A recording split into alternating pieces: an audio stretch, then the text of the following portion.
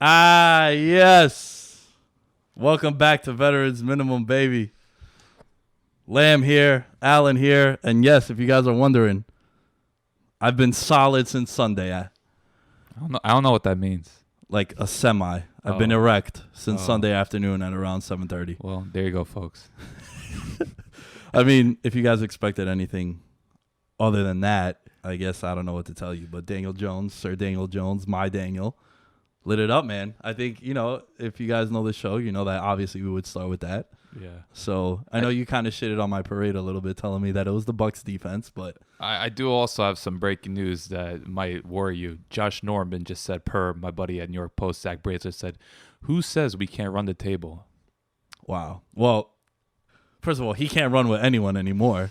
Taylor Gabriel proved that. And- Salute the turbo. Oh my God, dude, Taylor Gabriel, right? So I play the Showdown DFS slate, which is the one game matchup, and like I have so much Allen Robinson, I have so much Mitchell Trubisky and David Montgomery, and I had a really good shot, even after the second touchdown to Gabriel. Man, that last one just kind of ended me. And shout out to Josh Norman, who can't cover anyone anymore. But Daniel Jones, the time is now. Delivered. So what do you think? Because obviously I have a lot to say, but what did you think? He looked very composed, which wasn't all surprising. I know, look, I've been very critical of the Bucs defense because I think the Bucs are one of the worst run organizations in the league. But I do think Todd Bowles has still done some good things there, and they got some talent. Like, dude, Shaquille Barrett has 8 sacks in 3 games, and he was giving Nate Soldier the business. I don't know that Nate Soldier contract. I don't know when they're gonna get out of it, but maybe they need to soon. But I just like the fact that Daniel Jones once again was able to just handle the pressure, which I think we kind of recognize given that the lack of supporting cast at Duke. But it's just cool to see not just the athleticism aspect of how he plays, but just the Giants actually had a vertical passing game. Like, he actually connected with Ingram and Shepard downfield.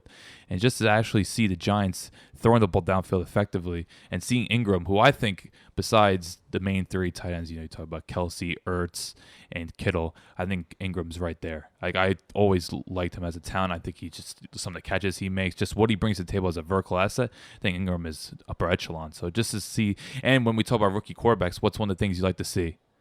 Reliable tight end. Right. Yeah, a lot of younger quarterbacks, they want to have that tight end. So who can't be impressed with Daniel Jones? That touchdown to Shepard, couldn't ask for a better ball placement. And just even after the couple of turnovers, like, yeah, there were some ugly fumbles, but look, that's going to happen with rookie quarterbacks. So, yeah, I think fans obviously should be optimistic, but of course temper expectations a little bit. But how can you not be encouraged after, 3 seasons of abysmal quarterback play? Now you got something special on your horizon, hopefully.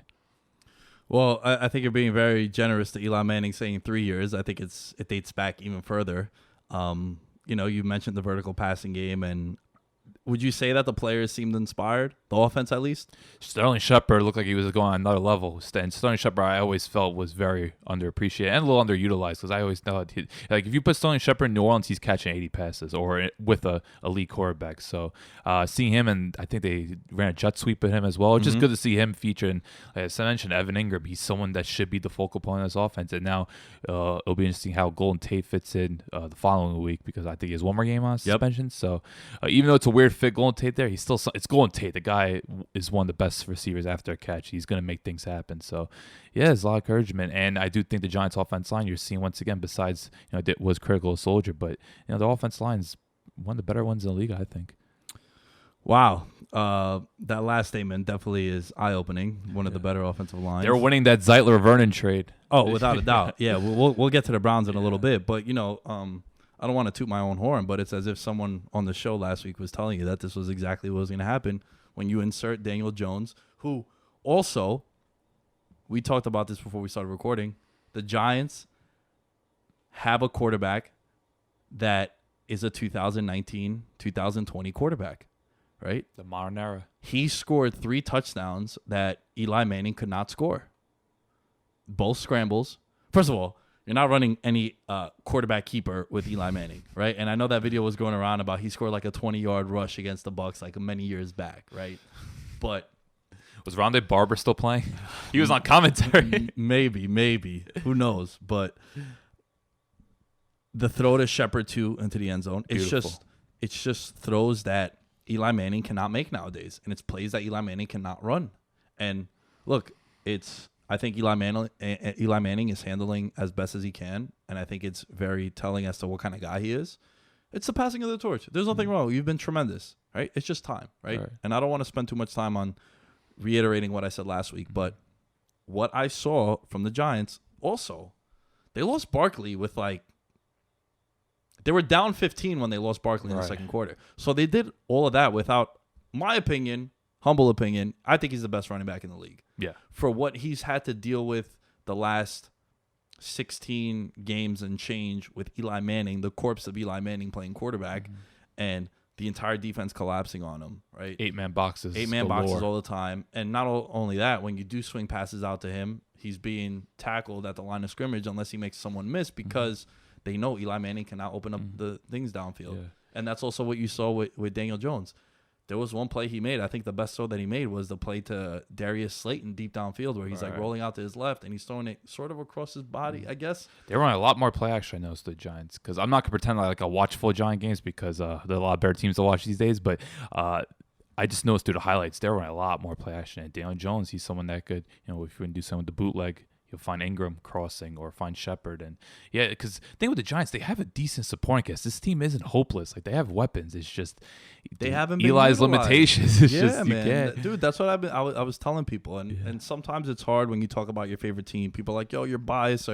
But I like to think I'm very objective with them. And one thing that I was telling people is that you've seen it in the past, right? The MLB playoffs are starting within the next 2 weeks. And Justin Verlander, I've mentioned this story many times in the past, he gets traded to the Astros a couple years ago, and he was on Detroit for all these years. And Detroit was like a 70-win team, and he was at the tail end of his career. That's what we thought. And it was like, yeah, Verlander hasn't been good because the team sucks. And there's something about that jolt of energy and that, you get rejuvenated when you go out there and you're like, oh, shit, you know what? If I actually run a 20-yard post, I might get the ball. Mm-hmm. And look what happened to Baltimore last year. Yeah. Sparked the playoff run. They've lost 2 games, and I think both were regular season to Kansas City. Yeah, in Kansas City. Right. So, yeah, it's just something that needs to be in your handicap and in your analysis. It's like, yo, I've kind of disappeared a little bit, but that's because I've been playing on a shitty team or with a shitty supporting cast all these years. And that's exactly what you saw with the Giants. Again, Sterling Shepard, I think that was great analysis on your end, where I've always felt that he was an underrated slot receiver. Ideally, I would have loved to see him in a, you said Saints, I think a Packers would have been dope. That underneath guy. I think absolutely. that's, perfect replacement for Cobb. Yeah. And I mentioned Emmanuel Sanders as a guy that I would have loved to see in Green Bay. Yeah. He's in a world of suck right now, apparently. Yeah, man. I feel so bad for that guy. That quote, though. You got to start using that quote. So I think what you saw with Daniel Jones is exactly that. And you saw the Giants now. We haven't seen a quarterback like that in the last decade. And no. I mean, for the Giants, you haven't had a guy that can extend plays. Anyone gets around Eli Manning, he just collapses. Mm-hmm. And look, he's played with a lot of shitty offensive lines, and it could be because he has just been scarred. He just has happy feet, and you can't correct that, and that could be it. But I think now the Giants have a quarterback that is a 2018, 2019 quarterback and beyond. Mm-hmm. You have a guy that's mobile. You have a guy that can make plays. And look, we've seen it before. There's tweets going out. My buddy Taryn, who hosts Behind the Scenes, he's like, well, Mitchell Trubisky threw 6 touchdowns against the Bucs. And I get that. That's when Mike Smith was courting him. Salute to the man, Mike Smith. Unfortunately, got fired 3 games later. But if you give up 6 touchdown passes to Mitchell Trubisky, I think your job should be in question. He actually got fired after the Falcons game. They came back from a bye. They allowed 28 points the first half, and then it's like, all right, you got to go Mike Smith. So, Trubisky definitely padded his stats quite a bit. But I think going back to the Giants, and I think we could wrap up on the boner that I have for Daniel Jones, it's just that I think it was a spark to the offense. Now, the defense, shit show. Completely different. I went out and I sang Janoris Jenkins' praises. I think he needs to change his Twitter handle to Lockdown because, man, that guy got undressed. I don't know if a team would trade a 6th-round pick for him at this point. Maybe so is desperate. His trade value has definitely taken a huge hit. But, I've seen the Giants but be on the receiving end of iconic field goals. Elliott from the Eagles a couple years ago hit a 63-yarder in the link, and the Giants came back, and it's like, well, I'm happy that one went our way. So Bruce Arians, we love Bruce Arians. I think the whole football world is Bruce Arians, but he specifically said we want we're gonna take the delay game, and then we'll have like a 2-yard. I think they lost 2 yards on running play, just so the kicker is more comfortable kicking deeper. Why? How? Like, okay, so I actually have a. This was a big conversation in my group chat with my buddies. Because right? Bruce Arians isn't like when you listen to Bruce Arians, you respect every word he says. Like this isn't coach speak. This isn't like Hugh Jackson getting on the microphone. Like, so I'm just like, why? Like, I'm curious. Right. Okay. So I actually have a tremendous source for this for kicking. Me. Because I kicked. Okay. I was gonna say you got like Adam Vinatieri on the line. All right. So here's the thing, right? And I had this I was trying to explain it to my buddies too in the group chat. So all this fuckery started with the kickers when they backed up the PAT. Right. That's really when it came into play. Where now you kind of when your team scores a touchdown, it's no longer all right. Let's get to kick. It's like no, I can't go grab a beer quick because my kicker might miss a PAT. Last year, Justin Tucker. I was just gonna mention that, and then his face was like. Even the announcer was like, Justin Tucker just missed the PAT. Gostkowski's missed a few this year. He's missed a bunch. Yeah. A bunch. I think in the playoffs he missed one against the Broncos, and that ultimately they had to go for 2 when the Broncos. Was that 2015? When the Broncos won the Super Bowl. So unless Broncos are relevant, sorry, the Bronco fans. Yeah, and the Gronkowski play into the end zone, the 2-point conversion. Right. So what happens is this, and this is what I've been able to explain to people, and I've also had my kicking coach tell me that you're right. This is spot on this. Is back in the day, kicker is the worst position to play in football because, first of all, you don't practice with the team. They need you for maybe 90 seconds throughout a 3-hour practice when I used to play in college. Right. And you literally just kick on the sideline into a net. And you don't know how your leg is feeling. You don't visual. A lot of kicking is mental, obviously. And it's also like, you look past the uprights. You always try to find like, seat number 23 in row 8. That's where you want to zone in on because, you look the micro is a better vision for you mentally than the macro, right? So you look past the uprights. And what happens is when you back up the PAT, it's now an actual field goal attempt. It's a 33-yarder where it used to be a 20-yarder. And you were able to come in there, your team scores a touchdown. You could hit maybe 1 or 2 PATs before you attempt a 50-yarder. So you know how you're feeling. It's sort of like a golf swing.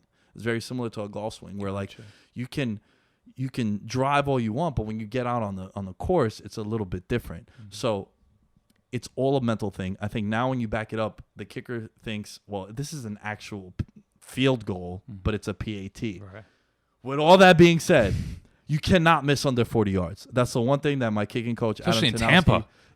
Yes, with their history, right? Have they been good at kickers since they got your boy Matt Bryant? I don't think so. Like Aguayo, that flopped. I couldn't even name you the rest of them. I think they had the Italian Costanzo. They might have. Yeah, it's been a rotate. It's like 20 kickers there. It just this franchise, I think, are cursed. I think the Chargers are cursed. Not even Dan Bailey could save the Vikings. The Vikings, the Bears. Oh God, Bear fans. Even the Jets too. Oh, Jets. The Jets have had bad kicking woes. Back from Doug, was it Doug Bryan back in 04? Yeah, where they went out and they spent either a first or second round pick on Nugent. Wow. Remember out of Ohio State? Yeah, it was Ohio State. Yeah, and it's because of the kicker roles. So that's what it is with the kicker. And with all that being said, my kicking coach, Adam Tanowski, has a really successful kicking camp. I want to get him on the show one time. Mm-hmm. He tells me, he's like, dude, don't miss under 40. Mm-hmm. Just don't. He's like, come on. Like, even if you hit that, even if you don't get enough behind it, if you're a kicker, that should be money. Just be accurate. Just be accurate. Just be perfect under 40. That's really what he instilled in me. And that was something when I would go to camps that I was able to be successful at. When they would chart my kicks, I would never miss under 40. No. Now, when you go over 40 to 50 range, he's like, try to be at like 90%. And then anything over 50, like, look, that's a bomb, a 50-yard field goal, But that's really what it is with the kicking aspect as it gets moved back further and further. And it never makes it easier for it to be moved back because it's a mental thing, right? A 45-yard field goal attempt sounds a lot easier than 50. Just saying it, in my mind, it's like, 45, that's light. And it's 5 yards. Right. So it's completely different for a kicker. And that's what I think Bruce Arians should have just taken the L on that. Just be like, that was just bad judgment on my part. Yeah, because the term coach speak, right? Where coaches just spew nonsense. It's just the most generic terms. Bruce Arians isn't like that. He'll call things out. Look what he just did to O.J. Howard. He's like, he's not playing good. So I was really shocked for him to say it. But I don't know, maybe it was just after the game, you know what to say. It's hard, like those post-game press conferences, like I've been there and just, listening to Dan Quinn, he's just mumbling, he's just trying not to be too aggressive, but you could tell he's so pissed off. But going back to Daniel Jones, though, this week, is he going to break some records? He's going against the Redskins. It's a great matchup. Shit, I think that game has 45-40 written all over it because Case Keenum's putting up 40. Yeah. He's even playing. Yeah. And, I think, you know what? If I was the Redskins, I would do what the Giants did. I would throw Dwayne Haskins out there now. Why not against the Giants? I think they would have announced it by now. Sure. Yeah, that's fair. It's Wednesday. We are recording it a day earlier than usual. Yeah, that's right. I agree with you on that. But I just think, I think the Giants had it planned out that way. We're not going to throw him in Dallas. Really good defense. We're not going to play him against Buffalo. Really good defense.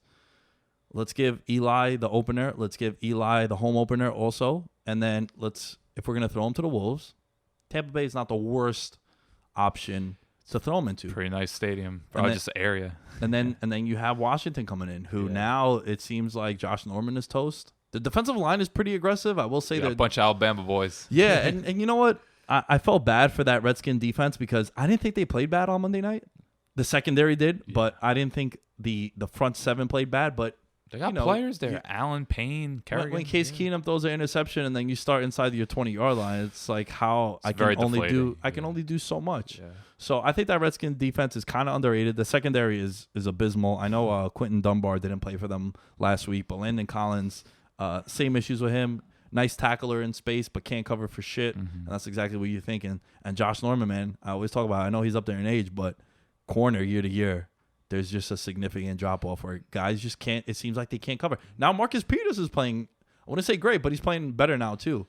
And there's a weird split thing with him and Talib in the lineup when Talib's in. Okay, it's like he's like an all-pro corner again. But when Talib's out, I don't know if it's maybe they put Talib on the more physical, bigger wide receivers, and they put Peters on guys that he can match up with better. So I remember Talib was out like 6 weeks last year. Right. I'll never forget Michael Thomas went for like 250, and I believe like 208 was on like Peters. So yeah, who knows with those matches. But look, the Giants though, as a lot of people are saying now, they're watchable. It's gonna be fun. Yeah, look, my biggest hope coming into the year, and I'll say it again, give me 5-11 right now, but give me Daniel Jones to be the answer. Give me look, I know he got mono, but I think if you ask Jet fans, they're happy with Darnold, right? Give me that. Jets went 4-12 last year, and a lot of Jet fans were kind of excited because I finally got a franchise quarterback. Mm-hmm. That's what I wanted in 2019 with Daniel Jones, and I think I got that. And then who knows, with cap space, finally start being more $70 aggressive. $70 million, man. Why not? Yeah. Spend that money. People want to play with Danny Dimes. Do they want to deal with David Gettleman, though? That's a big question. Yeah, and you know, what's funny is Baker Mayfield's been getting a lot of heat now. He came out. He's talking a lot just in general. The Browns have just been talking a lot from their comments on the Giants and Odell and, Daniel Jones comments that went around, and Baker Mayfield now taking shots at Rex Ryan also. Rex went at him first, to be fair, but at this point, especially the way Baker's playing, might not want to be doing too much spitballing, I guess. So Browns are sitting at 1-2. Everyone plays that win-loss game when the schedules come out and whatnot. And I kind of had the Browns at 1-2 after 3 weeks. Wow. You had them losing in Tennessee. Or you losing to the Jets. That was my favorite pick of the weekend. Wow. 5.5 points. That was my favorite pick of week one. I even said outright win. I thought Tennessee's defense was severely underrated. The matchup in the trenches, I think, is big. And I'm not going to overreact because, right now, you know who the 7th seed is in the AFC? If you had to guess. It's going to shock you. It can't be the Colts, right? No. I love the Colts. The Raiders? The Raiders. So, John Gruden boys. Pittsburgh goes out. They trade another draft pick for Nick Vannetta, and people are questioning. But it's like, they're 0-3. Last year, the Texans were 0-3. Their schedule coming up is not the worst. I know they have Baltimore there, but they play them at home, right? And I think they have the Monday night game at home against the Bengals also. 9-7 might win that last wild card spot, and it's still close enough where it's not ridiculous for you to make a run. Yeah. Colts last year 1-5 made the playoffs. Texans 0-3 won their division. Now, I'm not saying the Steelers are going to do that, But going back to the Browns, they're 1-2. They're exactly where I thought they would be after three weeks. But they're also exactly what I thought they would be after 3 weeks. Baker looks very skittish. You could just tell. I'm not sure if maybe Freddie Kitchens doesn't fully trust him, but you know Baker does not trust that O-line. And I just think going into the season, like you're building this roster up, and a guy like John Dorsey, very credentialed, had a great track record in Kansas City. I just am shocked that they would just let it be this way. Like, Greg Robinson's been awful everywhere he goes. He had maybe 6 good games last year, but I think it was a lot of just scheme and a lot of sliding protections his way. I don't get how they do that. And then Hubbard looked lost. I know the Rams make a lot of people go, but like Clay Matthews was getting pressure. Like Clay Matthews been kind of washed the last 2 years, so it was just very concerning. Obviously, Donald did his thing, but I just think with that offense, especially a guy like Baker Mayfield that likes to freelance in the pocket, likes to take chances, you need at least some suitable amount of protection. Other than Botonio and Shredder, I don't like that O-line at all, and I kind of was a little worried about it, but I just thought the talent would, and just the schematic, because Freddie Kitchens called a lot of good games, and between him and Monken, they have some real good creative play callers. I thought they could at least get through the sketchy O-line. That's not the case at all. My biggest concern for them coming in is, one, I guess it's my knowledge of sports betting and just knowing like public perception. Not everyone was just dick riding the Browns coming in. And they were. Earl Thomas will tell you that. I don't know if you saw Earl Thomas quote. Yeah, dude, they were the 4th favorite to win the AFC. And it's like, huh? Actually, it's not that crazy when you think about it, but I would have put them like 5th or 6th, but I would have put them like 7th, 8th. So you didn't have them in the playoffs then? No, I didn't. Okay, I didn't. I didn't win the division. I had the Steelers winning the division. I had Baltimore being better than them, despite Baltimore not making the playoffs. I think that's gonna make me look foolish a lot. Also, the Dallas take, even though I have them at 3-3 after 3 weeks, still kind of looks bad because Dak just took it to another level this year. But staying with the Browns, I was very worried about the offensive line. You mentioned the Giants' offensive line. The Vernon trade.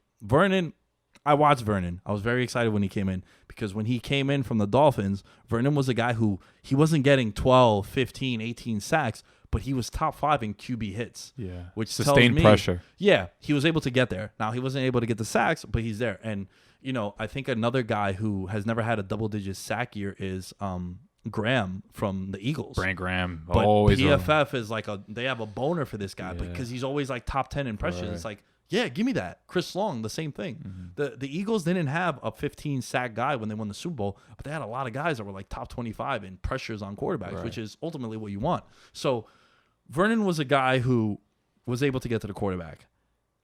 But again, I went on this rant on degeneration bets where I think the biggest issue is we live in the fantasy era, and everyone wants to talk about fantasy football and wide receivers and Odell and Jarvis and Njoku and Baker at your quarterback and Chubb in the backfield. And it's like, oh, shit, they got like so many weapons. Kareem's coming back in November. Kareem Hunt is coming back also. You got Myles Garrett there. You got Vernon. You got Denzel Ward, right? You got Greedy Williams, who I thought was arguably the best corner in the draft because sort of the pedigree of LSU, like you're an LSU corner. I love it right away. It's like you're going to be great. Just like it's just fitting, Right. And they lose Zietler. He goes to the Giants. You said something that I thought I would never hear again in my life, is that the Giants have one of the best offensive lines, in your opinion. They're looking solid. And he's one of the reasons why. And you see the issues that the Browns have on their offensive line. He was the highest paid guard. Cleveland paid. Like, that's why I'm shocked they just let him go. They broke the bank on him. Yeah. For a guard, it was like, damn, I know he's good, but like that's a lot of money. The Bengals aren't paying. Yeah, the Bengals aren't paying anyone. They've lost a lot of guys on their offensive line throughout the years. Whitworth, the most notable one. So with the Browns, my issues were that like Baker is talented. And guys, full disclosure, I'm just trolling on Twitter when I say the dumb shit about Daniel Jones. I'm just trying to get like, I'm channeling raising some hell. Yeah, raising some hell. Hearing people talking, But with Baker Mayfield, you're right. When it seems like when he thinks about it too much, or if he holds onto the ball, those next gen stats are saying anytime he lets go of the ball under 2.5 seconds, it's like he's up there with like Carson Wentz and Mahomes, like the MVP years. Yeah. When he holds on to it longer, it's also you get the pressure. A lot of rolling out too because he doesn't trust his offensive line. So he's dropping his eyes a lot too when he sees pressure. That's exactly the big issue when you have no trust in your offensive line. Mm-hmm. I think it was Kean Fay who says, he's like, Brown fans don't admit this, but Baker Mayfield's starting to show a lot of Trubisky tendencies. I was like, that might not be the worst comparison. Hey, He leads the entire NFL in interceptions since 2018. And also, Wow. I've mentioned this before. He's a guy who's a spiteful fuck. Like 7 touchdowns, no interceptions against the Bengals last year. The 2 times that Hugh Jackson was on the other end, right? So Baker Mayfield, I take him for a guy who big chip on his shoulder, right? Walk on, transferred schools and whatnot. Undersized, wins the Heisman. Made fun of for being the number 1 pick and called I wouldn't say a bust, but it's like, yo, why would you take him over Darnold and whatnot, or even Rosen? And I was in that camp too. I'm not gonna front. Like I was in that camp too. But then you look at a guy like Lamar Jackson, who at this very moment, probably the best quarterback of that class. Has to be, just based on And also he doesn't track record. I think he has 2 interceptions he's thrown. A lot of dumb throws. He made that one throw that was That's a straight Madden. That's a Madden when you hit the wrong button. Like, oh shit, I hit X. I wanted to hit B. Just cross field. So with Baker Mayfield, I think the biggest issue is that he drops his eyes. Yeah, that's absolutely. I just don't think he knows when to realize the play's over. Like, remember they botched the snap and he still tried handing it off and almost fumbled. It's just like I think he's just too stubborn for his own good. And I do think the pressure is getting to him. Like you see, he is forcey, but I don't think Freddie Kitchens' play calling like that was. There was one third down where he had like 2 receivers running go routes, and then Odell's running a deep cross. So it's like 3rd and 10. 3rd and 10, and you're going against the Rams. Like this is a secondary that has Peters, Talib, Weddle. I think Josh Johnson or Josh Jackson. Johnson. It's Johnson the third. I think he's one of the better safeties in the league. Like Rams got secondary, and you got going against Wade Phillips too. Like you got to get creative. That's why I think the scary thing is with the Browns, because last year they were known as one of these more dynamic, new school, innovative teams, and now you're seeing Freddie Kitchens 4th and 9 running a draw play. Like, so do you think they just, because I believe there was a penalty on that drive, do you think that was just they completely whiffed on what down it was? No, I think they trying to get cute. Like they thought they were going to catch the Rams off guard. They thought maybe Donald would just shoot up the gap like he always does. I think that's why the Rams had a bad run D last year, because they just weren't disciplined. You had guys like Sue and Donald where they just want to wreck plays. There's not much discipline there. So I thought maybe they could catch him off guard, but it's 4th and 9. You know who never gets love on that Rams defense? Littleton. He's starting to become him and Johnson. Those guys. Those guys are the unsung heroes of that defense. Dante Fowler is starting to look like a real. Well, Fowler, they gave up a first round pick, or no, definitely not. I think 3rd.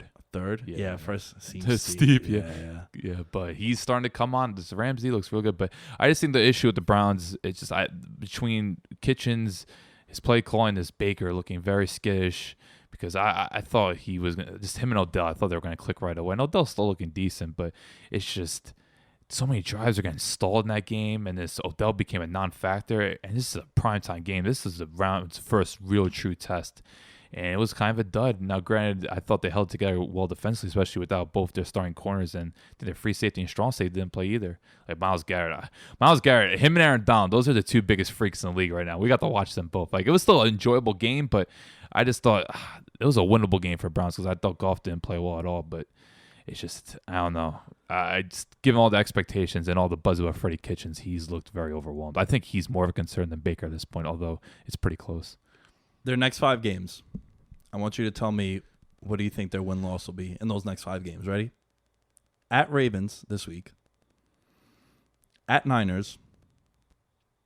Home to Seattle. Bye week. At New England. At Denver. They're losing to Ravens. Don Martindale's going to eat them alive. I think San Fran's I love Shanahan, but I think they're very overrated. Bro, don't you dare slander the Marks. Did you see them? The videos going around of them? They were at SmackDown the other night. Kittle could cut a hell of a promo, though. Kittle's amazing. Yo, I wouldn't say I met Kittle, but we waved at him because I went to the Ring of Honor New Japan show, the G1 Supercard in MSG. This big of a fan? Yo, he was over there he headbutted the Briscoe brothers from ROH. He was yelling, SoCal, motherfucker. Like he was Nate Diaz coming in promo. Yo, George Kittle. So, and they showed him on the Jumbotron and stuff, and like he has like he likes all the wrestling posts and whatnot. So he's becoming one of my favorite players. Yeah. He's fantastic, but also being a Mark kind of helps it. I do think they beat San Fran. I do think they beat Seattle. Definitely lose New England, and they'll beat Denver. So you have them at 3-2. It's very optimistic though. I'm still banking on that talent, and I do think getting guys like Denzel Ward back would be big. 3-2 would put them at 4-4. Not ideal, but I think they'll take it given the struggles and a lot of the pressure on them. And then they have 3 straight home games against Buffalo, no Ben Roethlisberger in the Steelers and the Dolphins. So this could be a situation where you might be right. They might be 7-4 going into that game. Seattle game, I think, is very tricky because you never know. Because obviously them traveling, but just a Pete Carroll coach team. Because I think that's the biggest concern right now for me with the Browns. Just like I don't know if they're really well coached. I think Steve Wilkes is doing a decent job there. I know Steve Wilkes became the most hated man last year, just how awful the Cardinals were. But I think he's a credible D coordinator. But at some point, we got to see. I don't know if Todd Monken's going to have to take over the play calling or Kitchens just has to get back to just be more creative because just their route concepts. And I think Chubb's being a little underutilized. So things are very bland in Cleveland when they shouldn't be, given the roster talent. All right, staying with the North Division, but kind of pivoting over to the NFC side. I don't know how many people saw this coming, but best division in football, you think, Alan? How can it not be? Just look at the teams there. I knew going to season 3 teams that were going to compete. You look at just what was going on in Green Bay. You knew they had to be better. Just getting rid of Mike McCarthy itself, definite upgrade, and spending all that money on the defense. You knew the Vikings were going to be somewhat back, given that they were kind of beat up last year, and you expect with DeFilippo getting fired, you think just getting the identity back offensively. And Chicago, there's too much talent on that defense for them not to be competitive. Detroit was the one team I think everyone kind of writ off. And I did. Yeah. I said 6-10. Kind of just, it was the team I was the least prepared for on my notes. I don't know, just until proven otherwise, kind of just like written them off. And I can't lie, 2 very impressive wins against both the Chargers and the Eagles.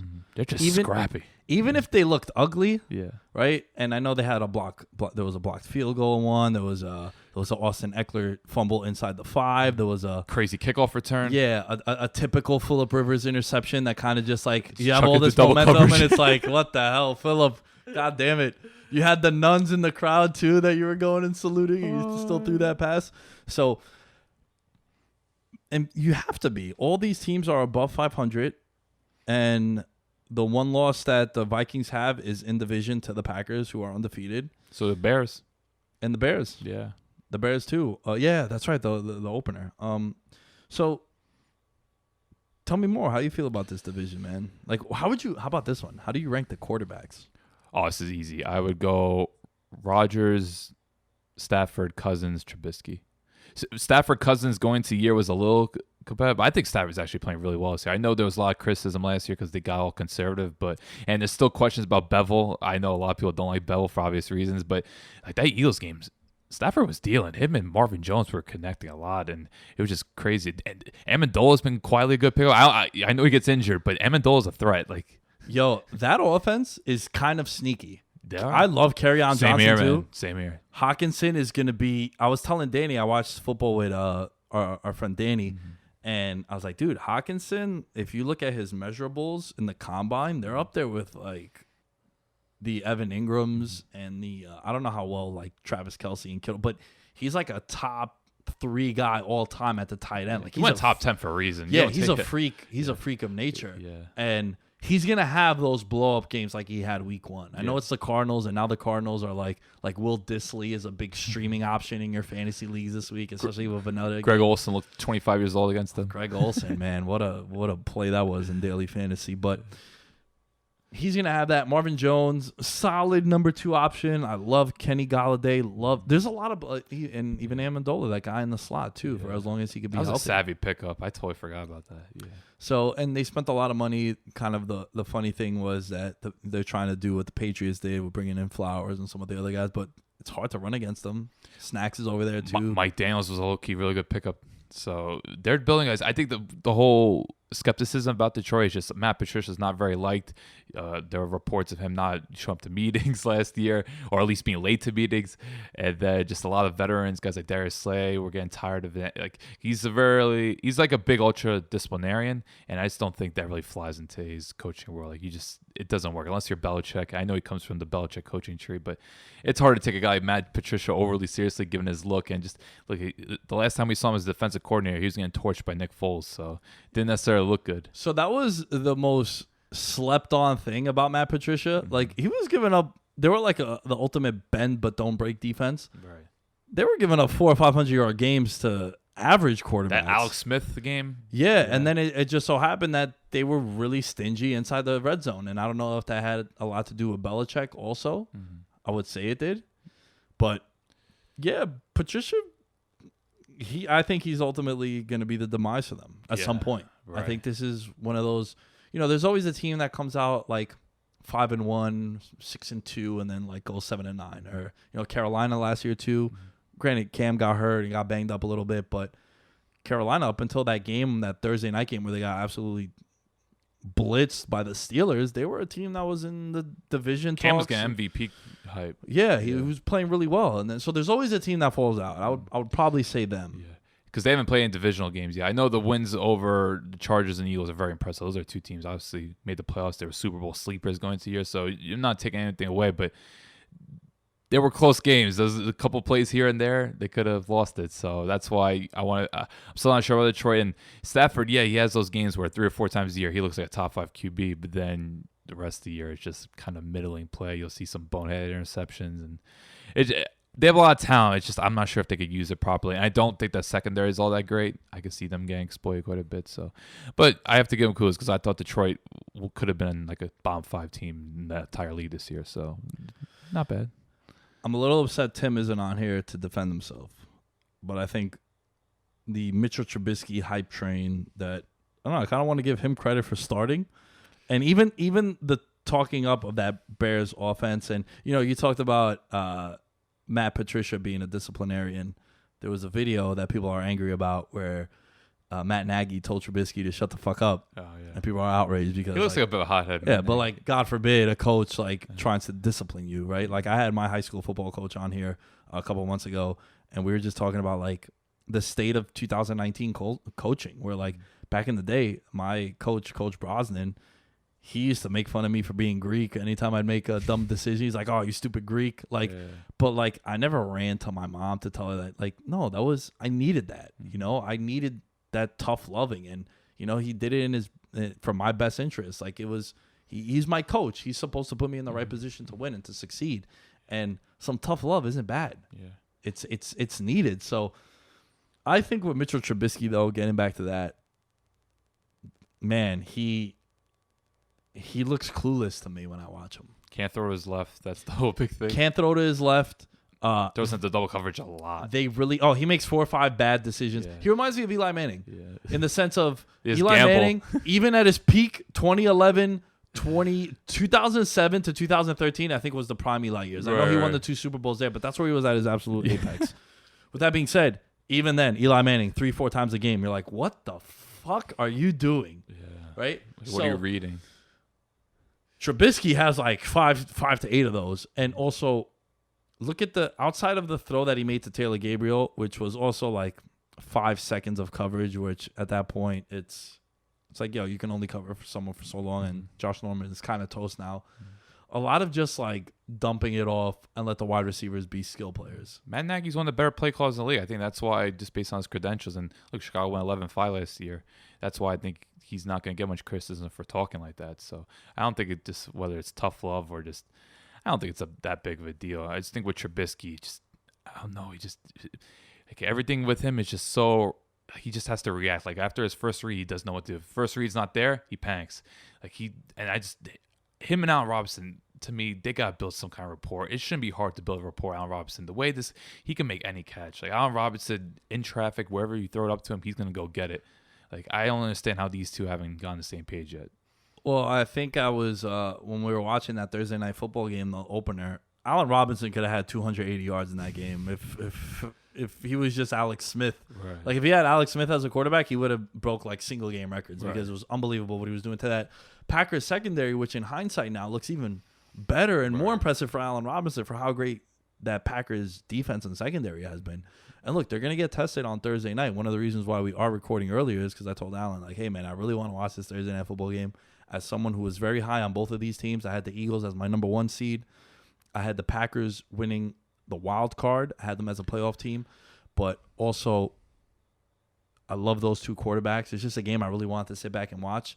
Packers defense is going to get tested against Philly offensively. It's the best quarterback that I think the Packers have played. Has to be.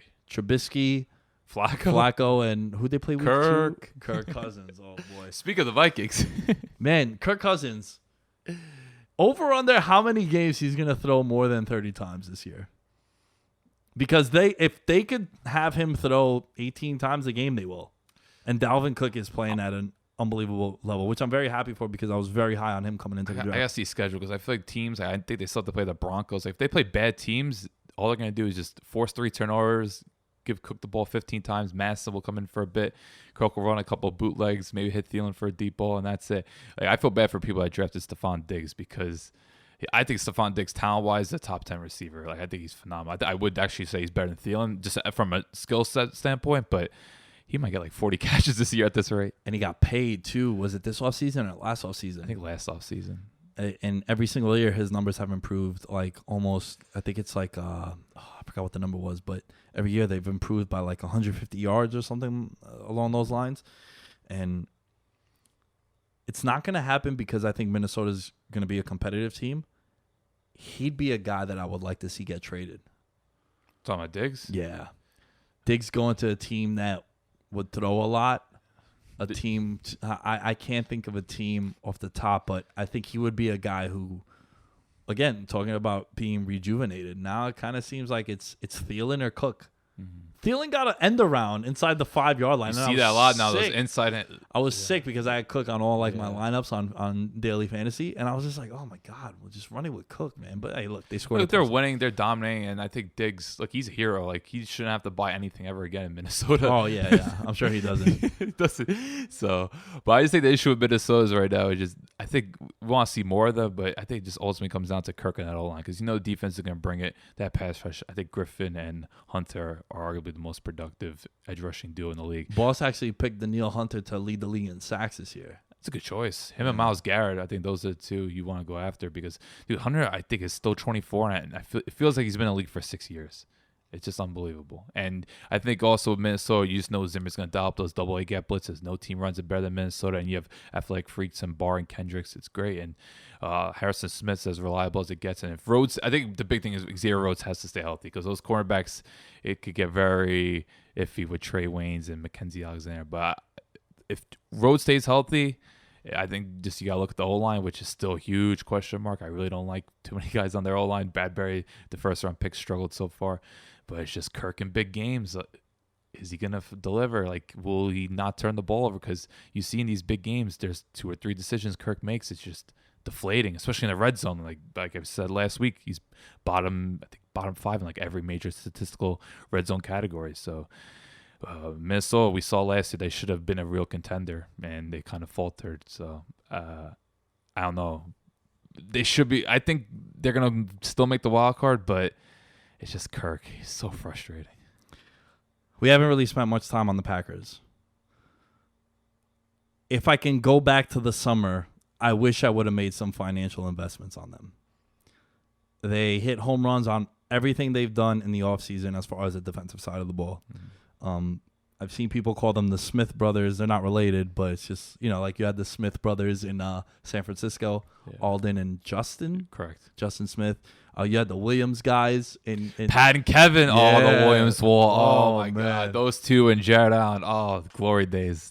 My Vikings fans coming out right now. Yeah. So you have that pairing there too. The Jair Alexander is stud. Absolutely balling. Again, it goes back to what I'm saying. There's always like a random dude that plays himself into like being a top 10, top 5 corner. And Alexander, come December, we might be having those conversations like, yo, is he the best corner in the league right now? We don't know. And they've spent a lot of draft capital on that defense, a lot of money on that defense. And did you happen to hear Aaron Rodgers after that last game against Denver? He said something about scotch. He said something about, well, this is the cleanest I've ever been. I might not even wash my jersey. He didn't get hit. He didn't get knocked down. He didn't get touched. And look. The Broncos. I don't know what's going on in Denver. I got to watch the Broncos. I understand. And that might be the craziest. For me, that's like a top 5 storyline. Like, how does Bradley Chubb and Von Miller not have sacks? Meanwhile, just a bet on talent. Like, look at Shaq Barrett, and they let him go. Like, yeah, that's right. Just a bet on talent. I would expect, no matter what the scheme is, no matter what the fit is, like, I don't care if Greg Williams is there. Von Miller and Bradley Chubb combined should have at least 8 sacks. I like Derek Wolfe too. He's a nice solid player. Right. But it's just so concerning if I'm a Broncos fan. Where, yo, what happened? And Von Miller, yo, we're paying you big money too. He's getting older too.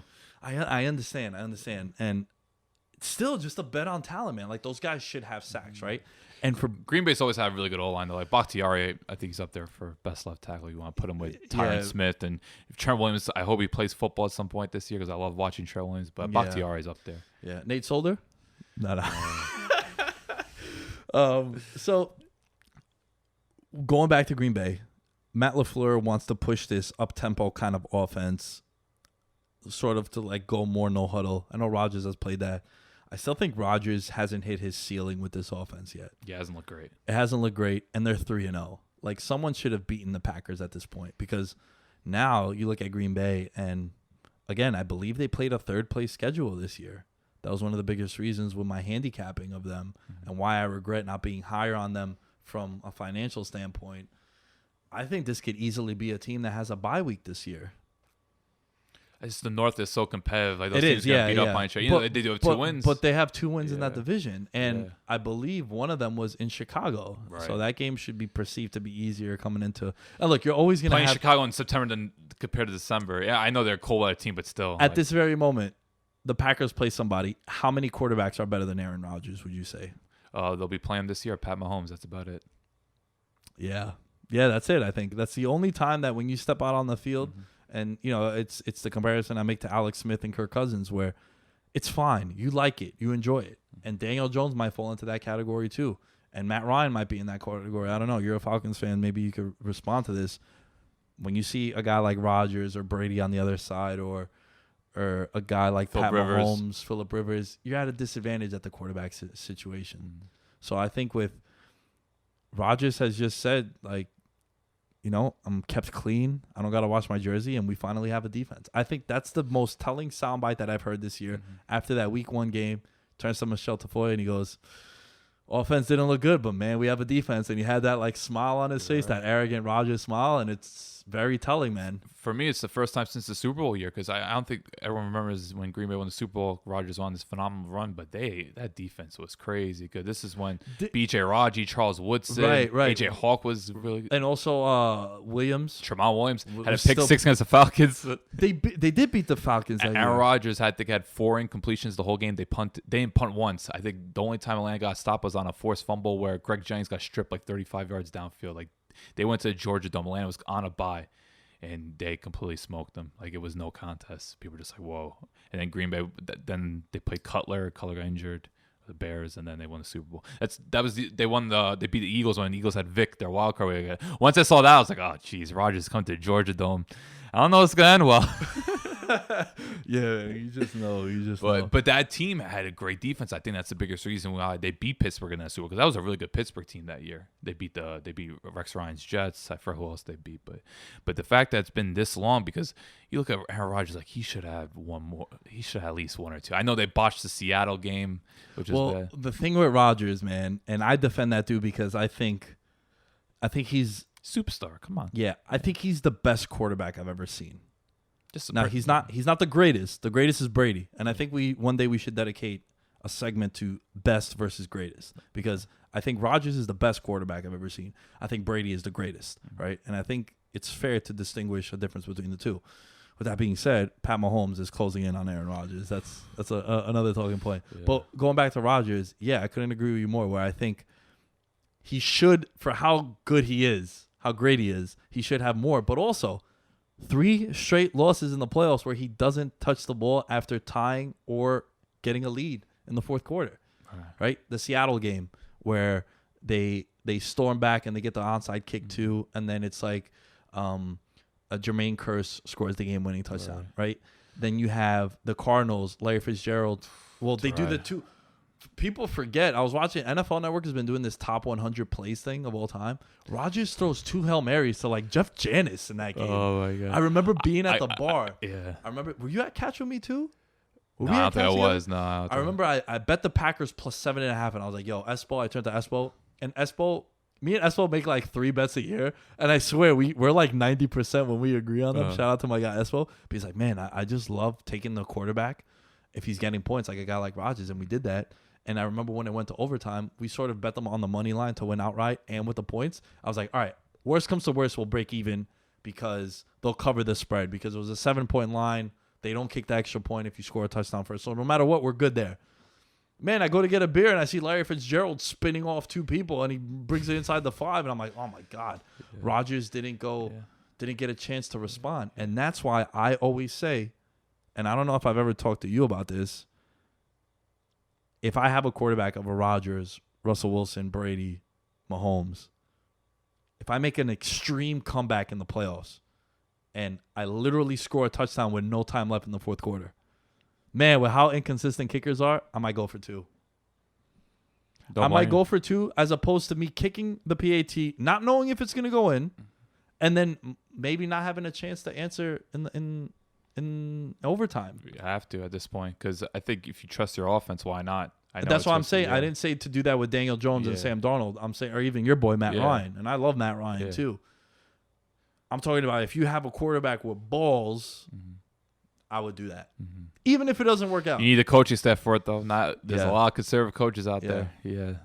So, but yeah, NFC North. I think going into the season was definitely one of the top divisions, but we didn't think it'd be this good. Like a lot of people thought the AFC North was going to be really good, maybe NFC South to some extent, but just what the NFC North has done so far. You have 3 pretty established contenders, maybe 2 and that. We'll see what happens with Chicago, just the whole Trubisky factor, but they're going to be competitive. They have the best defense in the league. I don't think anyone could dispute that. And Detroit, I think they'll fade in November, but they got talent. You can't dispute that. Detroit, they're going to be a problem, but I just don't trust that coaching staff.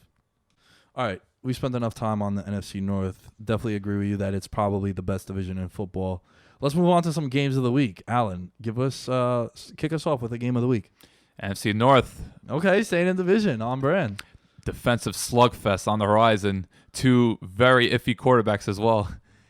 So I don't know, because I remember last year when Chicago and Minnesota played, I think it was a Sunday night game.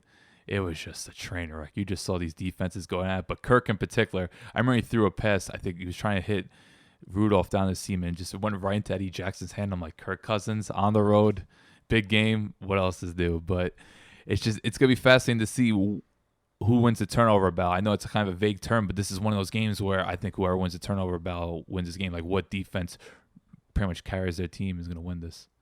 Yeah, because you got to figure if they cause some turnovers, give the offensive short field, that's going to be big. 2 teams with kind of suspect kicking game. Dan Bailey's kind of, ever since he got to Minnesota, I think it's just a curse. Like the Vikings got to be cursed. Yeah, because wasn't Bailey, first of all, I never understood why he got cut from Dallas. Was it a contract thing? I think contract, which is very weird because I feel like he's like one of the boys there. Like he's one of Jerry's guys. Yeah. Who knows? Yeah, because Maher's doing good, so. Yeah, that's true. That's true. But Dan Bailey was, I believe, the most accurate kicker in NFL history at one point, like 3 years in. And then Tucker probably took it. Yeah, Tucker. Yeah. Man, Tucker's incredible. I think Tucker makes I think he signed a contract for like $10 million guaranteed. It's like the highest paid kicker of all time. Guys on a Mac. What Hey, look, it's all fun and games until you're losing playoff games because you don't have a kicker. Yeah. So talking about both of them. Yeah. Using some stats here for PFF, you got 2 quarterbacks that are kind of suspect when it comes to their season grades. Shout out to my buddy Taryn, stats and info guy. Does some work with PFF. Season grade for Trubisky, 47.2. Kirk Cousins not much better, 49.6. You talked about the defenses. PFF has the Vikings as the 9th ranked defense, Chicago 3rd ranked defense. Chicago's pretty stingy against the run, and that's what Dalvin Cook has been on fire. I think he's a top 5 back. I'm ready to say it. Like he looks scary this year in terms of running backs. Just the way he's cutting, just the amount of tackles he's breaking. Like I don't know, because I know he had some knee issues going to college, but you just see how explosive he is. Like I knew he was a banger, but I didn't think he was this explosive. The way he accelerates into open field is scary, and I'm interested to see like how guys like Trevathan and Roquan Smith handle him because I think those are 2 solid linebackers. They don't get enough credit, I think, when it comes to Chicago. Yeah, I made the mistake of, the one downside to talking fantasy and having a show that's dedicated to fantasy and even having a sports show is when you play in a fantasy league with your friends and then they see some of your tweets and how you feel about certain players. I was so high on Dalvin Cook coming in, and I had a chance to draft him, and then my guy Impey took him. And Dalvin Cook, man, going back to what I said about him at Florida State, his first year in the league. I know it was a small sample size because then he tore his ACL against the Lions, if I remember correctly. It was Lions. He was having a similar usage rate, Le'Veon Bell, David Johnson. And I'm talking about that year where it was, if you were playing daily fantasy, it's like, all right, throw in Bell and Johnson in your lineup and then build around that. Like waste about 20% of your, 30% of your salary on those two guys and just build around that. He was having 20, 25 touch and target game, not 25 targets, but he was getting a big workload, and then he tore his knee. You know his offense coordinator from that time, right? Pat Shurmur, baby. Hey. Let's go. Shermer's the reason. I love Shurmur now. You know why? Because he showed that he has balls. All right. Enough. We spent enough time on Daniel Jones and the Giants. Just got balls. But with Dalvin Cook, he is healthy. The reports are coming out in camp that he looks healthy, he looks explosive, and you're seeing it, and you're seeing exactly what Minnesota wants to do. It seems like a typical NFC North kind of game where it's going to be a lot of, the over-under in this is the lowest on the entire slate. It's like 38, and it's just still like pretty comfortable playing conditions. Are they in Minnesota or are they in Chicago? Believe they're in Chicago, I'll confirm, but either way, though, I just think Chicago, you look at their D-line, I think that's the biggest mismatch there. Okay. Like Khalil Mack, I'm expecting like 3 sacks and like 2 forced fumbles. I wanna have this conversation with you. It's in Chicago, by the way, Soldier Field. Your life is on the line. You've been held captive. Oh, boy. Right? And they tell you one of these two quarterbacks has to lead a game-winning drive to save your life. Who are you picking? Guess I gotta go Kirk. I hope he goes before the red zone. Are you saying to just end you there as opposed to having to make an option? Because, man, Kirk Cousins, I don't know if we should give the Redskins more credit for just saying, you know what, look, our ceiling with him is a wild card appearance. Mm-hmm. And if they run into a Rodgers, Carson Wentz, even Dak Prescott now with how well he's been playing, we're going to be at a disadvantage. It's, he was, in my opinion, the NFC version of the guy that got traded for him. Well, he didn't really get traded for him, but essentially that's who the replacement was, Alex Smith. We're like, Alex Smith, man, I remember making so much money off that guy in the playoffs anytime he was going up against Big Ben or anytime he was going up against the Patriots with those Chiefs runs. It's like, oh, they're the 1 seed or they have a bye week. It's like, dude, the quarterback advantage is significant in favor of the other team, and that's exactly what you saw. Right. Their ceiling was a divisional round playoff appearance, whereas Washington was like, why should I give you $33 million or whatever it was? It was north of 25, where you're never going to be an all-pro. You're never going to be. He never elevated talent. That's the thing. Kirk Cousins doesn't elevate talent. That's why you need guys like Diggs and Thielen for him to stay afloat. Because when Washington, they gave him a lot. People forget they had Deshaun Jackson, they had Garcon, they had Crowder, they had a prime Jordan Reed.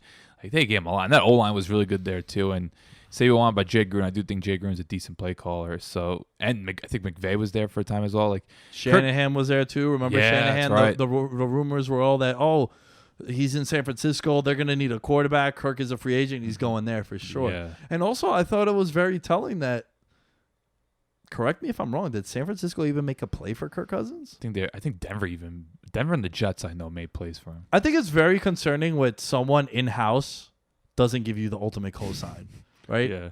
Like, if New England is willing to give up on you, or even a team that drafts you, they know you better than anyone. Mm-hmm. For a team to, like, not even, go ahead, take them, I think that's a little telling. And for a guy like Shanahan who saw him and he was the most successful with him, to him be like, yeah, you know what? I'd rather just roll the dice on Jimmy Garoppolo, who's played, 8.5 games in his career? Pretty much.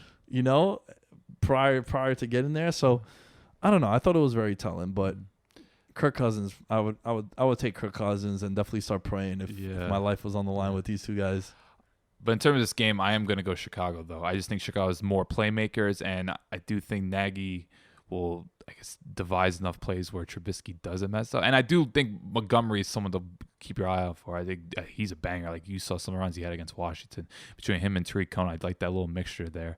It's just, I think they're going to win the turnover battle, and I could just see Minnesota. There'll be 1 or 2 breakdowns they have in the secondary where whether it's Gabriel or because they have talent. Like Chicago has I like their array of weapons. They got some good players. Trey Burton is solid tight. Like they have weapons. It's not like Minnesota where Minnesota's just running a lot of 21 personnel. Like I don't know who's. I think I just saw they brought back Laquan Treadwell. I'm just like, all right, well, that's not a good sign. Like if Diggs and Thielen aren't get going, it's just I don't know. And Rudolph can't really move anymore. So I do think there are a lot of advantages for Chicago. It's just it's Trubisky. Just, if you could keep it to 2 turnovers or below, I think Chicago wins this, and I'm going to go with them. I think I'm always going to pick against Trubisky. It's hard not to say no. Him going against Mike Zimmer is concerning, but hey, they did sweep Minnesota last year, and that Week 17 game, another classic Kirk Cousins, you win, you're in. And Chicago had nothing to play for, and he lost. Right. Yeah. Oh, man, Kirk has a lot of those on his resume. That's kind of concerning. And that Sunday night game, I know it was a cold Sunday night in November, but they just got dominated. And I just think Chicago, because Chicago is a decent O-line. They got some guys there. I just think in the trenches, Chicago, there's more advantages where they could get after Kirk and rattle him compared to Minnesota, where, yeah, Minnesota's playmakers, but Trubisky can at least move. Like, he is a good athlete. That's why I call him more athletic version of Blake Bortles. Interesting. I think I'm going to go with Minnesota, though. All right. Dalvin makes some things happen? Is the next game on the slate Bills-Jets?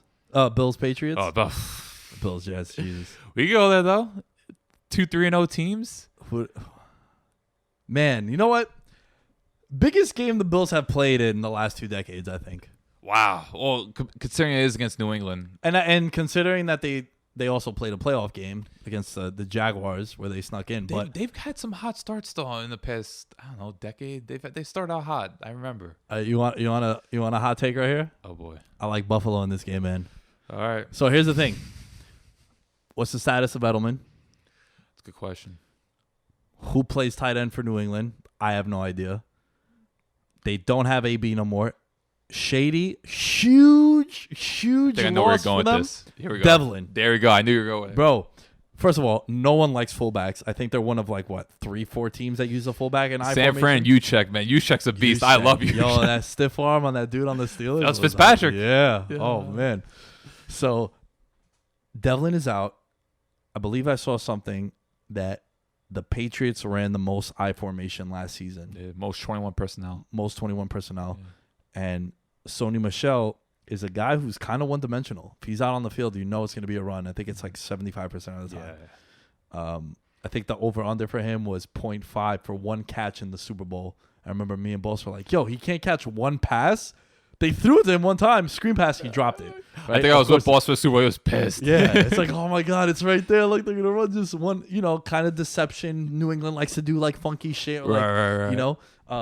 James White, for being considered a third down back, he had, I believe only Christian McCaffrey had the most first down runs of any running back last season in the NFL, which was really, really ridiculous if you think about it. So Devlin on IR, huge loss for the Patriots. They also use him in the red zone a lot. That if Brady doesn't think he can sneak it in, kind of, throw it to do a fullback dive with Devlin. Also, Edelman, like I mentioned, he kind of looked like he got hurt in that Jet game. I know he left. Did he return? Do you remember if he came back in? But there was one play where it was a blowout. Yeah, it was a blowout too. Yeah, so that's fair. But man, Bills have a top 5 defense. That was not a concern coming into the year for me. I thought Buffalo's defense was going to be legit, and it is, and they also play a lot better. Now, the concern with Buffalo, I should say, was that they were a defense that played great in Buffalo, outside kind of middle of the pack towards the 20s, if you look at where they were ranking and whatnot. But do they have an offense now in Buffalo? I don't believe so. That's fair. I think the O-line's slowly improving, but receivers other than John Brown, I'm not crazy about. I think Cole Beasley had 8 catches for 44 yards. I don't Typical know. Cole Beasley game. 7 for 45 and a touchdown. I just don't know how they're going to move the ball. I think New England's defense is, I don't know if it's quiet. I think people do recognize that they've put together a really good defense. Jamie Collins having a rebirth year. He's made a lot of plays so far. And I think Danny Shelton's another guy that's coming along there as well. And, the secondary with Cordy, as both McCourties, and then They're Gilmore. actually brothers. Yeah. That's before we're like the Smith brothers. Like, yeah, the McCourty brothers. Gilmore come back to Buffalo. He comes back every year at this point, so it's not really a revenge game. But it just they got players in New England, and I still don't trust Josh Allen, and I think there's gonna be. I wouldn't be surprised if we do 3 picks in this one. So that's what I think the biggest X factor is going to be. Belichick against a young quarterback. Big spot for Buffalo. Bills Mafia is going to be rowdy. Patriots kind of coming in a little bit hobbled on the offensive side. Philip Dorsett, he's scored a touchdown in every single game, I think, this year, but still Philip Dorsett. Isaiah wins out as well. They got Marshall Newhouse, the left tackle, which, hey, Dante Scarnecchia, you want to earn your paycheck? Coach him up. I want to see that because Jerry Hughes has always been, I think, for the last 4 years, one of the better pass rushers in the league. I think they could get after him. But, New England's going to put a scheme together. They're going to chip Hughes at will. Like, I'm that's sure. why I don't know how you go Buffalo. Guys, remember this. Marshall Newhouse, if he starts the rest of the year, he'll sign for like $12 million next offseason. Yeah, like John Gruden will just give him a contract. Some team will overpay for him. But, I mean, look, the Marshall Newhouse, he also was on the Giants, so I got to see him closely. You do have to earn your money if you're Dante Scarnecchia, without a doubt. Now, Buffalo absolutely gets owned by New England. Like, it's not even close, and especially in the Ralph. Like, I think they've won 12 of the last 13 games in Buffalo. Probably. It does. I have a feeling Buffalo wins this game, but I also have a feeling that you might be right, where it's like Josh Allen, all this running around stuff is like cool, but when you play like a legitimate defense, it might be a little concerning for us going forward with you. Right. I could see being competitive. Like, I don't think the Patriots offense is gonna score a lot of points, but it wouldn't surprise me to see a defensive touchdown or two or some special teams blender. It's just New England's gonna find a way. They're gonna score different. You just know Josh Allen's gonna crumble at some point. I just don't trust his arm, and it wouldn't surprise me to see like a stat line like 16 for 35 or something. I want to see who else is gonna step up for them if it's not John Brown, because you gotta figure they're gonna completely. If you're the Patriots, who are you game planning to take out? Cole Beasley. Cole World. Yeah, that's right. Cole Beasley. Oh, who's that guy? Dawson Knox, I think I saw. Yeah, the tight end. Yeah, he played all right. Not too bad. I don't know anything about him, so I'm not going to try to. I saw him make a play. I was like, he might be interesting. Right. And, hey, Frank Gore's still popping up. Like, Singletary might be out though. I think I read he might be hurt. Yeldon is there, I believe. I think it is TJ Yeldon. Yeah, he is there in Buffalo. But it's a 7.5 point line, which I think is kind of trappy. Buffalo, I've called many spots with the Bills throughout the years where when you play them in Buffalo and Buffalo is a home dog, I tend to lean that way. With that being said, I just like if Buffalo wins this game and Josh Allen has like a breakout game, I think it'll be they might make the playoffs if that's the case. 4-0 in the AFC. And I'm not saying that they'd win the division. I still would bet everything that I have. Spoiler, it's not much. I would still bet everything I have on New England. Yeah. But you have a win over New England, then that looks good for you to make the playoffs as a wild card. Still got to play Dolphins twice. Yeah. Got to play the Jets one more time. You have to play the Redskins. Yeah. So you have that's like 4 wins right there. Yeah, I could see it. I don't see them winning, but I could see them. Like I said, 2 years ago they made the playoffs, and no one really saw it coming. It was the weirdest, probably worst playoff game I've ever seen in my life. But I think that was the worst playoff game ever. Bortles versus Tyrod. I love Tyrod, but yeah, that they had to move on. But who would have thought that Jaguars team would go on and put an ass whooping on the Steelers like that the next week, and then honestly should have beaten New England. That Miles Jack play. Yo, New England. We should do an episode one day of how lucky they've gotten during their run. Yeah, we'll do it during the championship Super Bowl. That 1 week where nothing's going on, we could do it then because Patriots are going to Super Bowl. Yeah, they'll probably be in the Super Bowl. But also, David Tyree catch, Mario Manningham catch, Nick Foles, kind of like the miracle run that he went on to. So they've had some, Gostowski missing a kick also. So they've had some stuff go against them also. Right. But like Billy Cundiff missed a 28-yard field goal that time against the Ravens. Mm-hmm. Just a lot of things, a lot Kyle of things. Shanahan did run the ball according to Falcons. Yeah. So I think with this, ultimately, if you're a Bills fan, you just want to leave this game with saying, you know what? We lost 27-24. Mm-hmm. We played well. Brady just had the ball at the end, and they kicked the field goal. Like, I would sign up for that if I'm a Bills fan, right. Because it shows you that Josh Allen could compete with some of these big names in the league. Right. Have you given my Cam Newton, Josh Allen comparison any thought? I'm not there. I just need to see more from Josh Allen. That's fair. He's That's too fair. wild right now. I enjoy watching him play, but it's just accuracy wise, he makes a lot of mistakes. But Yeah. we'll see. Let's quickly touch on Dallas, New Orleans Yes. Sunday night. Yeah. Very interesting to see how Teddy B looks against, I think, one of the better defense league. I know Seattle's a good defense, but I think Dallas has a lot more playmakers. But it's just New Orleans at home in a primetime game, how Dak responds, because I think New Orleans is quietly building another defense that I don't think gets enough recognition. So what I have here in front of me, and I think is going to be the ultimate test here for this game, Bridgewater, for as good of a story that it was, coming back, and he gave a pretty cool speech. I was telling you about it post game. 80% of his throws and passing yards came after the catch. Yeah. So a lot of Kamara, a lot of Mike Thomas. It's probably going to continue. And look, those are two all-pros, shoe-in all-pros year in, year out. Their defense is not good in New Orleans, I don't think. Okay. I hold them a little higher regard, but they do have flaws. Like, I don't like their linebackers. I don't like their linebackers. I think Latimer has Regressed. a lot.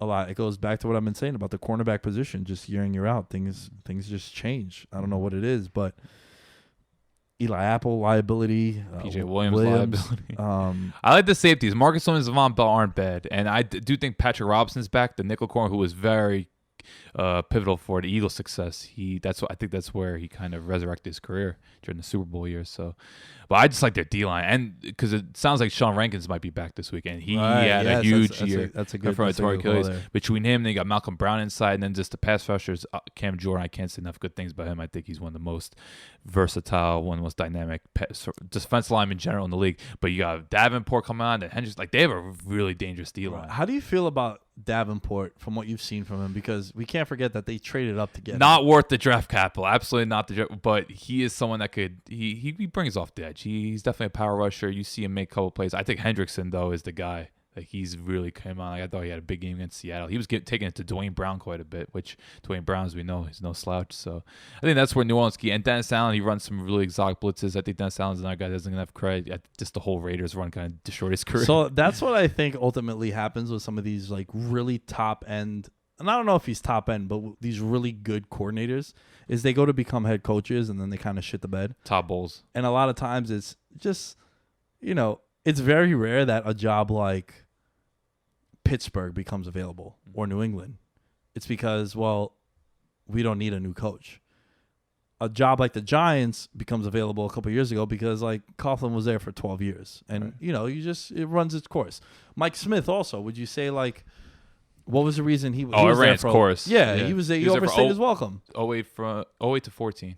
Yeah, so he was there for a good amount of time. And eventually it's just like, it's just time to move on, right? Mike McCarthy, too. It's like, all right, we make the playoffs, but, like... Might happen to Ron Rivera soon. Right. So a lot of times these coordinators get these jobs, and it's just like, damn, I'm going to go to a team that has a top 10 pick. They're not going to be that good. And then, also going to Oakland doesn't help. Going to Cleveland, too. Pat Shurmur, too, was a head coach in Cleveland, and that was a disaster for him. It took years for him to get his reputation. Yeah. So I think a guy who might get a coordinator job, who's a coordinator now, who might become a head coach later down the line if this shit continues, is there a hotter offensive coordinator right now than Kellen Moore for what he's been doing for Dak Prescott in this offense? He's the man right now. Just going from Scott Linehan to him, the whole offense has changed. You see a lot more dynamism because I think one of the biggest issues with Dallas is people are just watching him and be like, this is the most simplistic offense we've ever seen. Just such basic route concepts. There's no rub routes. There's no deception. This guy's not – you can't even put a guy in motion. It's like – are you not watching what's going on? I think Kellen Moore, what he's done is fantastic. Granted, the competition's been as light as it possibly could be, but still, I think he's getting the most out of Dak because I think people don't give enough credence to Dak. Like, he's really good with his legs. Like, you gotta run RPOs at least 8-10 times a game with this kind of guy. But him and Zeke and that O-line, you could abuse teams with this, even with Jason Wynn at tight end. So, to me, and I don't think people. Another thing with Dallas, I think, is something that we got to take notice. They've quickly gone from one of the worst receiving corps league to one of the best. Like Devin Smith. Yeah, that's a guy who got destroyed by injuries early in his career. Yeah. Supposed to be a burner coming out of Ohio State. I remember there was a wild stat about him where I think he scored like if he played 20 games at Ohio State, I think 18 of them, he had like a 50-yard touchdown catch. It was something absurd. He was such a home run threat, and he got drafted by the Jets, and ultimately he just got hurt. He wasn't a bust. I don't think you're a bust if you get hurt. Like, that's just unfortunate. Right. If you play and you suck, then you're a bust. Yeah. Jamarcus Russell. Like, he played. He sucked, right? Yeah. But a guy like David Wilson. David Wilson, I don't think is a bust. He had injuries. Mm-hmm. Call me crazy. I don't think Sam Bradford was a bust. I think Sam Bradford was just injured always. He was with those Rams teams that were trash, you know? Yeah. And even when he went to Philly and he was supposed to be with Chip Kelly and all those guys, it's like... It's kind of damaged goods by then. Yeah, you know? So I just think sometimes you just hurt and you can't produce at a high level. So Dak Prescott, 90.4 season grade so far and has 146.1 passer rating in a clean pocket. Obviously, you protect your quarterback, they're going to do well. My question to you is, and I want to spend a little bit of time on this one as we start to wind down on this episode. Between the triplets, Cooper, Dak, and Zeke, rank the importance to the Cowboys' success in your opinion. Because for me, it's Dak. This is going to seem crazy. Let me rephrase this. To Dak Prescott's success, who's more important, Cooper or Zeke? What did we see in November, December last year after the trade? 7-1 once they got Amari Cooper. Look at those games against Philadelphia and Washington. Those were key divisional games, and Cooper went off in those. And also, Dak's numbers just skyrocketed. Zeke was also there. Zeke was there prior to the Amari Cooper trade, too. I'm not saying Zeke isn't one of the top 5 backs. Yeah. It'd be crazy for me to say that. But what I think, you got to understand, guys, that and I have a running back that's the best running back in the league. I'm a guy who thinks running backs don't matter. I'm a guy who thinks outside of fantasy football, I don't think they matter. Mm-hmm. I think you can find gem running backs 3rd, 4th round. You've seen many teams go running back by committee and be successful. The Eagles, the Patriots, hell, even the Saints, Ingram, Kamara. Look, even your team, their heyday, they had 2 running backs there. Right. You know, you constantly see it. Freeman was a 4th round pick. Melvin Gordon is sitting out. Austin Eckler, you're starting in your RB1 and you're confident with him, you know? Right. So I think that it's a position where you don't need to spend high draft capital on. And also, those guys, I think, can be replaced. I think they could be replaced. Mm-hmm. And I think now with passing becoming so much more the norm in football, man, I think Amari Cooper is a bigger reason for Dak Prescott's success than Zeke. Yeah. And he's just a complete receiver. You go vertical, you can line up in the slot. I think he's one of the best route runners, too. I was going to say, like, where is he as far as, like, route running? He has to be, like, up there. He has to be. I put him up there with guys like Stephon Diggs. Like, the Diggs deal, and I always say those two because they're such good route runners. But you know who else I like? I like Ridley. Ridley could do it, yeah. Especially from, like, these young guys. Also, like, he's, 25, 26 years old? He is an older rookie. He is an older rookie. Yeah. So that's something that has helped him develop also. But yeah, I would say Amari Cooper runs some beautiful routes. They have, like, Cobb still could be productive, but you see, I know he's injured right now, but Gallup was really coming along. Dallas has a really good. Last year, I would say they have the worst receivers in the league. Now, all of a sudden, they're one of the most, and each of them has their purpose. Cobb is the slot possession receiver. Gallup is kind of the vertical threat, but he's also a big guy that make contested catches. Devin Smith just run go routes or just run deep crosses, and Cooper's not a guy that could do it all. They just have those receivers there. They fill their lane, and I think that's really key, especially what Dak wants to do, and Kellen Moore wanting to be more aggressive, especially off play action. So, yeah, Dallas is exciting. It's crazy that it's just a matter of 1 year. They've gone for one more. Their offense is now something you want to watch every week. Yeah, Dak is, I believe he's the 4th leading candidate for MVP. It's Mahomes. It is Brady, Lamar Jackson. It is Brady, and then it is Dak Prescott. Okay. Yeah, I can see it for now. So, yeah, it should be fun. Some really cool games, though I do think that the best game of the week is going to be on Thursday. Yeah. Well, who are you picking between Dallas and New Orleans? I hate Anytime I don't pick Dallas, I'm a hater. I only pick against New Orleans when they're home on prime time because it's just the whole feel. But I don't like this matchup for Teddy when you got guys like Van Der Esch and Jalen Smith covering the field. Like, those checkdowns are going to get shut down real quick. So I'm going Dallas. Yeah, I think Jason Dallas, Garrett, though, scares me, but I'm going to clap it up for the clapper. We're going to get this W. Well, yeah, I think the less that Jason Garrett has to control, I think the better it is for them. Right. But yeah, I think I'm gonna have to go with the Cowboys. I say talent wise, they gotta win this. But then again, going against Sean Payton is The Cowboys, I think, have the most. Not even Kansas City, but if you look at the rosters, how many guys would you say are like as close as they could be to the top of their position? Like, they're great at linebacker, right? They're great at. They have one great edge rusher. They have a great running back. great O-line. Great offensive line. Great cornerback. Like, they have a lot of great players in Dallas. Mm-hmm. Kansas City, a lot of great players on that offense. Chargers, a lot of great players. It's just, no offensive line and whatnot. So I think Dallas has they'll have the most Pro Bowlers this year is what I'm saying. And look, I know it's a fan vote and whatnot, but I like to measure you being a Pro Bowler. No, you were one of the best players in the league. Yeah. So. Yeah, they got talent. They've drafted really well. You have to give it to them. Every year they've pretty much hit on draft picks. And late ones too. Yeah. Right? Dak Prescott late, Jalen Smith, they took a chance on him. Gallup. Gallup Yeah. coming out also. Mm-hmm. So I think other than Taco Charlton, they've hit on pretty much everyone. and he got a sack with the Dolphins last week. I think it was like a coverage. and- I watched and- highlights. It was like the biggest Yeah, coverage. yeah. Dude, my guy Rosen though put up more yards in the first half than the Dolphins did in their first two games. Difference maker. Difference maker, baby. That's my guy, the chosen Rosen. Right. So we're both going Dallas. Yeah, I think I'm gonna go with the Cowboys. I'm excited too. for this one. I really am. These are two really. I think no one's going to win the South, and Dallas, they'll make the playoffs regardless. Fucking Falcons, man. No, we're not talking. Let's cancel Listen, for a week. Listen, Cam hurt, Breeze hurt, Winston being Winston.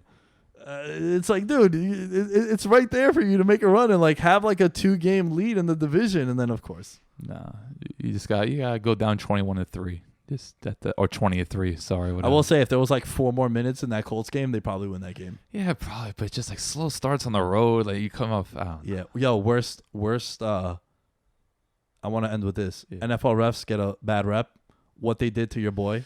Keanu, man, torn ACL last year, torn Achilles. He's 24 years old. This guy's played 4 games the last 2 years.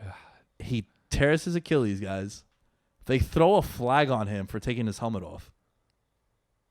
And it's like... It would have been second goal at the 9. Instead, it was first and goal at the 4 because of that penalty. And they scored a touchdown on that drive. It was right before that to T.Y. Hilton. It's like, yo, can we make an exception to a guy who's balling out, crying on the field because he knows his season is done? And honestly, bro, do we know if it's the same leg? Is it the same? Ooh, that's a good question. Because, yo, if you have a torn ACL and an Achilles on the same foot, I mean, look, don't get me wrong. It's bad if you have it's either 9 months, of them on, 18 months to rehab now. You gotta yeah. It's like, dude, fuck, yo, why throw a flag there on that guy? It's human. We're humans. Yeah, man. Yo, my season is done. I just battled back, and we talk about Andrew Luck having to rehab all this time, Gronkowski having to rehab all this time, and then you hear these guys post playing how much of a toll it took on them to rehab, right? It sucks. I tore my ACL. I had to rehab for 4 months. It blows, bro. It's the worst feeling ever having to rehab, but you have to do it. And this guy is laying there. He's like, damn, I just spent all this time, and now I'm hurt again, and I take my helmet off, and then you're going to throw a penalty that ultimately cost him the game. Did 7 points. It cost him the game there.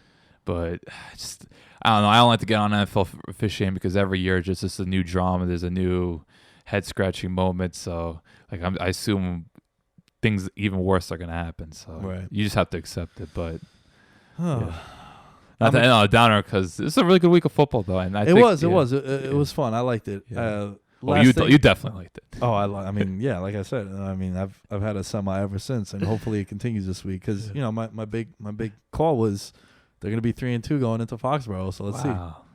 Let's see going into that, and then they're gonna get pummeled by 40, and it's gonna be on prime time, and Twitter's gonna let me. But Thursday night don't count, man. Thursday night football is just all right. Do you know what's gonna happen if the Giants are 4-2? All right, we need to end the show because I'm getting a little out of control here. Alan, thanks again, brother, for joining us. where can they find you if they want to contact you? And are you writing it? Are you doing anything? Yeah, still absolutely. Plug away, bro. 2-3 times a week I'm right. Allen_Stirk. That's ALLEN_STRK.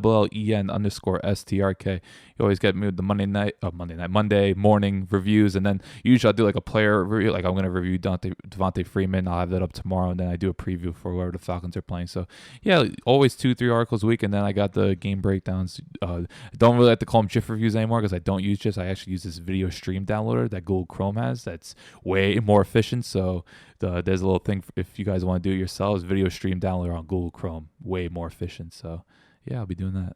I really enjoyed the review thing that you do. It's really awesome. Even if you're not like a Falcon fan, just to understand like route concepts and why teams are doing this on 3rd and 8 as opposed to not doing it. It's really cool. I've always been a fan of that one. And the trench battles. I think just getting to look at what goes on in the trenches is one of the coolest things. Nick Saban famously said that he always stays at the line of scrimmage the first quarter, the first 2 drives, and right then and there he knows if he's won that game or not. And he said notably he knew he would struggle against Clemson because all the times that they've played Clemson in the national title the last couple of years, I believe it's 3 straight years they played in the Natty, he's like, yeah, this is going to be a rough day for us. Whether they won it or lost it. Because in the trenches, man, like no one ever talks them up, but that's where games are won and lost. Yeah. At the Lamb Show is where you can find me. A trade in my fantasy league. Look at this. All right. At the Lamb Show and all social media outlets, at Veterans Minimum on Instagram and on Twitter. Guys, the Instagram page is new, so if you were following the old Instagram page, please go and follow this new one. A lot of stuff on there, and of course the Patreon. And check out Taver, our sponsor. We made a read for them earlier. And thank you for listening. Podcast and chill episode on Monday had Glenny Balls from Barstool Sports. Definitely check that out. And I have a very, very fun interview coming to you this Monday. Stay tuned, and we'll catch you guys next time. Today I'm joined by a very special guest, Mike Niche, Chicago Red Stars account executive of ticket sales. And not only that, Mike, I don't know if I know you know this, but I got in touch with you through the lovely lady that is your mother. Yes, yeah. So, she's fantastic. Oh, yeah, she's the best. I've known her for many, many years. So for those of you guys listening that might not know what we're talking about, I have a food cart in the city. My father's been running, Mike, for many, many years. And your mom comes by pretty much every day. And I was wearing a USA soccer shirt. And she's like, oh, you're going to watch the women? And I was like, yeah, I watch all the national team. I'm not going to lie and say that I watched the leagues and whatnot, but I was like, yeah, I tune in all the time. She's like, oh, my son, this and that. And I was like, oh, I got to get him on the pod. And here we are. Yeah, no, I'm happy to be here. I do appreciate it. My mom mentioned it and we were finally able to set it up. So thank you for having me on. Yeah, we were doing a terrible job of communication. You would respond 3 days late. I'd reply a week late. And then I was just like, let me see if he'd still want to come on. So I appreciate you taking time. Yeah. So, you guys, the Chicago Red Stars, sent 4 women to the national team. They won the gold. They came in first, took the whole thing down. And you know what? Not for nothing. We're the cream of the crop when it comes to women's soccer. Oh, by far. Yeah, by far. I think that we saw it in the World Cup. You bring in teams who maybe don't usually play against top-level talent, and Thailand goes out and they get smacked around 13-0, and so you progress through the stages and you find better and better teams. But I don't think that at any point in the tournament our players thought they weren't going to win. I think that they went in confident, and it really showed in how they played and who they played against and how well they ended up doing. How did you feel about the backlash that Rapinoe got for the celebrations and that first game in particular? I know it's been a while, but it was pretty ugly post Thailand. Yeah, I think people take themselves too seriously a lot of the time. I think that it's a game, and people were playing a game. It maybe didn't feel so good for the Thailand players and folks who were there representing their country. But if you don't want them celebrating, don't let them score.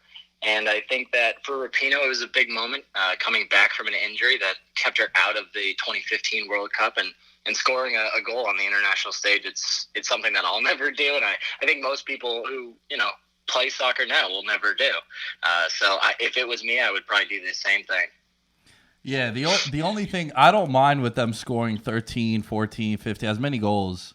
I did have a little pushback on the celebrating. I just thought that, after like 7, the choreographed dance, we could save it for the quarterfinals. Yeah. I understand that. I can't imagine that I would react any differently. I think that if you put the ball in the back of the net, you probably just kind of black out from sheer excitement and celebration. So I don't hold it against them, and especially when they go on to win the whole thing, then it's tough to take that off. What are some of give us the names of the women from the Red Stars that represented the team?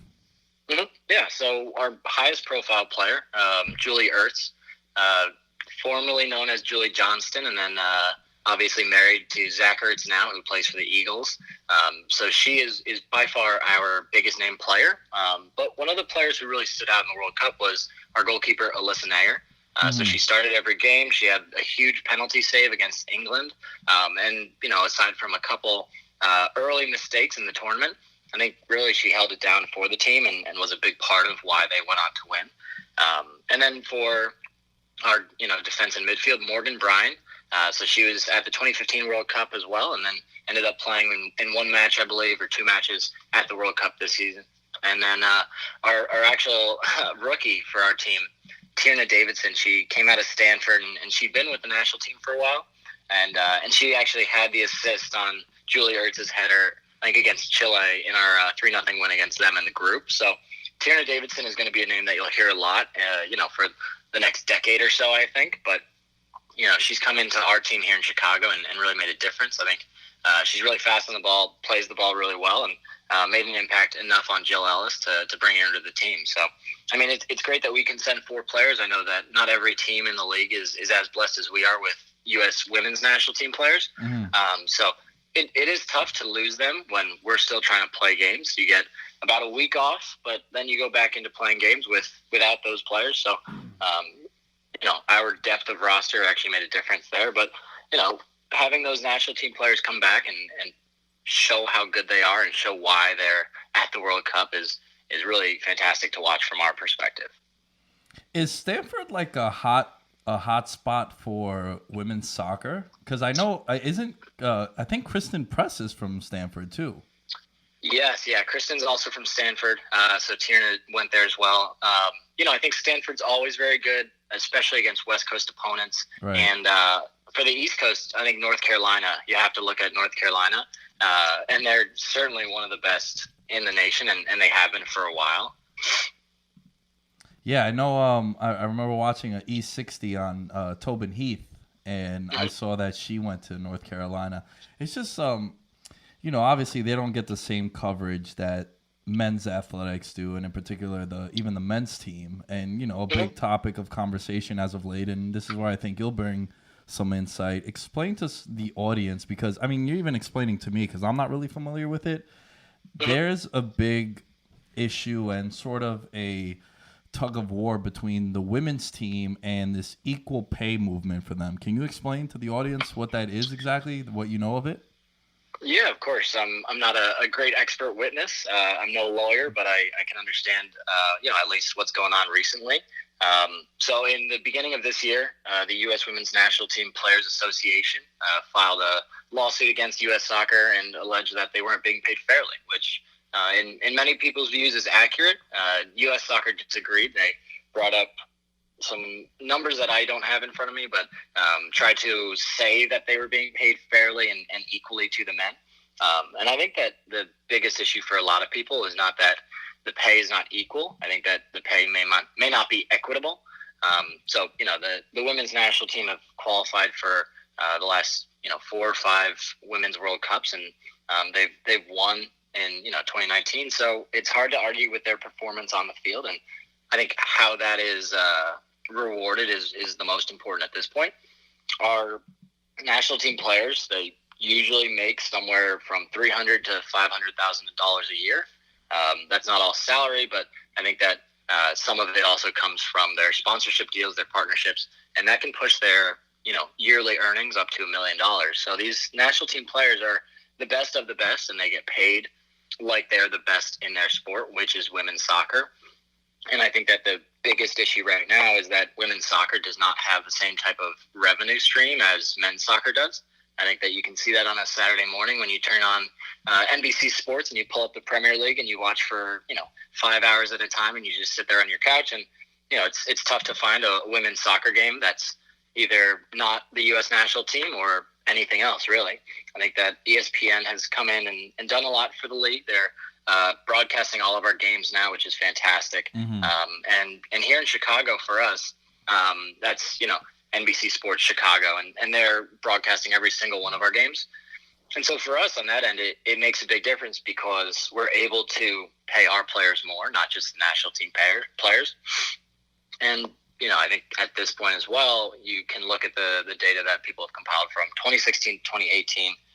The U.S. women's national team actually pulled in more money via media, so TV, online, everything that comes into that. And the argument is made that maybe the men are paid too highly, or maybe the women are just not paid enough. And, I think that you have to ask yourself where the money is going to come from to pay for that. And most people, when that question is asked, they don't have a good answer to give. So I think that, you look at the money that's received for, World Cup winner in 2018. So the men's World Cup winners got $38 million, and then the women's World Cup winners got $4 million this past summer. And okay, fine, $34 million difference. That's a big jump. But you also have to ask, where are the corporations, where are the companies who are actually funding the men's World Cup when the women's World Cup rolls around? And then you don't have as many people raising their hands. And so everybody wants to argue for equal pay and say that the women should be paid equally. And that is the right answer. I mean, they should be paid for their work, and their work is outstanding. But, you have to ask, at what point is it just unsustainable? And so for the Red Stars especially, here in the league, the U.S. Soccer actually has the U.S. national team players on the payroll throughout the year. So our owner, Arnon Whistler, doesn't pay the U.S. national team players. He pays for our team, 18 other players. And at that point, the minimum salary is $16,000 and the maximum salary is $46,000. So imagine that, you go to a D1 college, you come back to play for your hometown team, and the most money you can pull in is $46,000. And that makes it, very difficult for good soccer players and smart people to kind of wrestle with that idea of, I'm never going to be at the U.S. national team level, but I want to pursue my dream. And can you stomach a $16,000 salary 1 year out of college from, some of the best schools in the nation, really? And so we've had players in the past who have decided after, the draft or something like that they weren't going to pursue a career in soccer and rather in whatever their intended major was. Right. So, it's definitely a difficult job to do, is figure out where the money's going to come from, which corporations, if there's going to be investment from outside investors. But I think bottom line, it's capitalism, and it comes down to what am I going to get in return? And right now the returns aren't that great. Yeah, I mean, I pulled this article up from Forbes, and they say that the men's World Cup in Russia 2018, granted, the United States did not make that one. We could dedicate a whole podcast to that. I've voiced my displeasure with that entire process. I was not happy, as I'm sure you weren't either. But, the men's World Cup in Russia made $6 billion. That accounts for what you mentioned, sponsorships and corporations and whatnot. And then that was $400 million split amongst 32 nations, federations. And then the Women's World Cup brought in $131 million. So that's where I think you see that big $34 million difference that you referenced between winning it for the men and the women. Exactly, right. And so if you don't have that $6 billion to, throw at the teams for showing up, and you only have, the 150 or whatever the exact number was that you brought up, if you don't have that to, deal out to the teams, then you're just, giving away money, and it's not worth it at that point. So, I think as soon as you see more investment in the game, more investment in the teams in this league, and, in the tournaments, the high-profile Women's World Cup tournament, then you're not going to see the same type of revenue come in for the players. Do you think that the women's national team is so dominant because women in the United States, the young girls, soccer is like their main sport? Well, I think, especially soccer is one of the most played sports in the U.S. at a youth level. Sorry, Yeah. That's what I meant to say. Yeah, it's one of the more popular Yeah. played sports. It's that and like basketball. Right. You know, you look at like the UConn women's basketball team. That's really the best dynasty in all of sports if you really think about it. But yeah, so how do you feel about that? Yeah, so I think it's a really easy game to get into, or at least it was. You can talk for hours about the pay-to-play model, which is club teams who, make you pay $1,000 just to have your kid wear their jersey and go out on the field. But, that ideally will lead to a college scholarship or something down the line. So I think that especially for in the U.S., it's one of the most popular sports. Many people are playing it. I think everybody can go back and ask around the room and say, hey, how many of you played soccer as a kid? And most people will raise their hand. It's just, I played for a year in kindergarten. So it's the folks who stick with it that really make the difference. I know that for me, growing up, I grew up in the same town as Christine Lilly, who was, instrumental for the U.S. women's national team when they really first broke out. I think at the moment she still has the most caps of all time, so most appearances for the U.S. women's national team of all time. And so for me, growing up, I always had an appreciation for the women's game that I think most people didn't. Growing up and playing on Christine Lilly Field makes a difference on you. And so I grew up and knew the women's team was the better team. You would always hear about them in the news. You see Brandy Chastain after the World Cup, that, iconic celebration. Right. And so growing up, I think that girls especially were able to look and say, okay, who can I emulate? Who can I be like? And the U.S. women's national team, they were there. And I think that especially not only on the field, but, performing off the field. So going and hosting camps and clinics, when I'm able to go to a Christine Lilly camp in the summer, it makes an impact on you just from a really early age, I think. And that'll stick with some people. Not everybody is going to be the next Leo Messi or Cristiano Ronaldo or, Alex Morgan, right?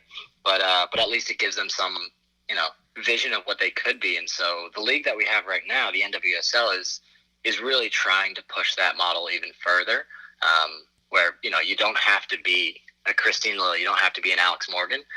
You can be a person who loves playing soccer and find a career in it where, you're not going to the world. You're grinding day in and day out, and I think more needs to be said about those players too.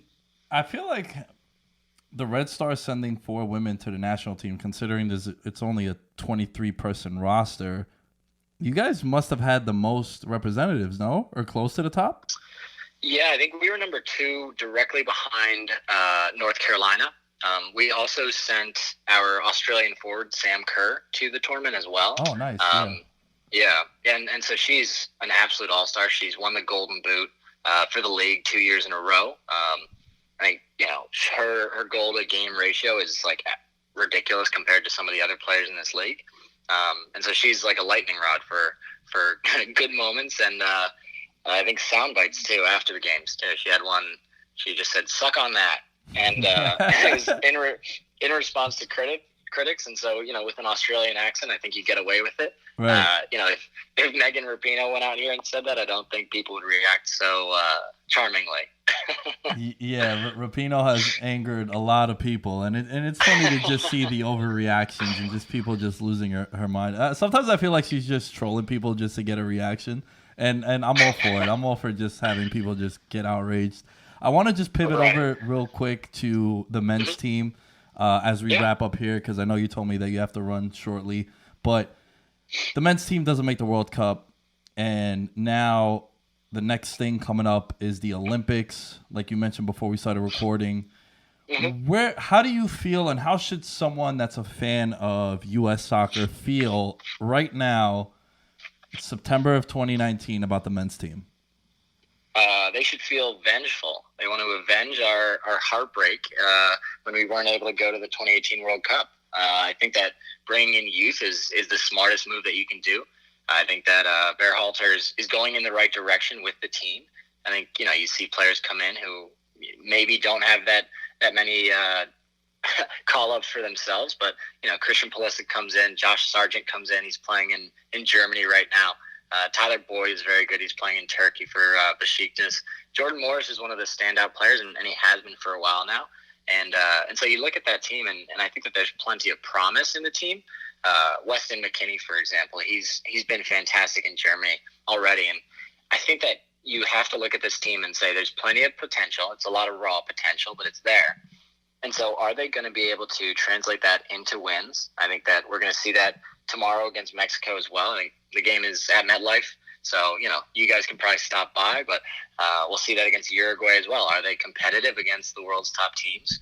And if they are, fantastic. We're in a great spot looking forward to the 2020 Olympics.